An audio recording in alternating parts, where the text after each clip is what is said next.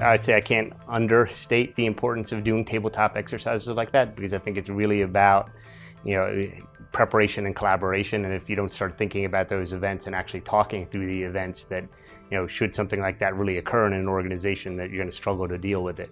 And you need to really be focused on the issue when it's an actual event, where the tabletop type exercises give you a chance to figure out, okay, how do you work with your internal counsel? How do you work with external counsel? How do you work with your comms teams? How do you work with security teams? So it's, incident response and crisis management is really a multidisciplinary activity. There's a lot of organizations get hit by a lot of the common things. We were discussing ransomware and how widespread it is during this tabletop exercise, but a lot of it is if you're looking at keeping up with the trends that are going on in the news, and you see these types of attacks, and looking at it from a point of view that, is your organization potentially susceptible to that type of an attack? Are we doing anything to mitigate that type of an attack? To really take what's going on from the current events and figure out, okay, is it something that we would be a possible target of?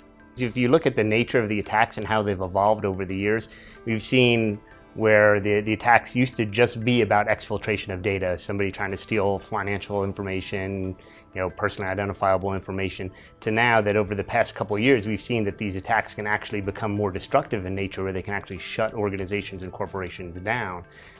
So really looking at it from the point of view to figure out, now it's not just, do you potentially have to provide credit monitoring for somebody that may have had their information stolen from your organization. You may have operational impacts and not be able to operate as an organization, depending upon how destructive that attack is. Now, one of the biggest challenges is technology is evolving so fast. When you look at the Internet of Things, you look at all the capability of technology, making sure that it's not completely outpacing security.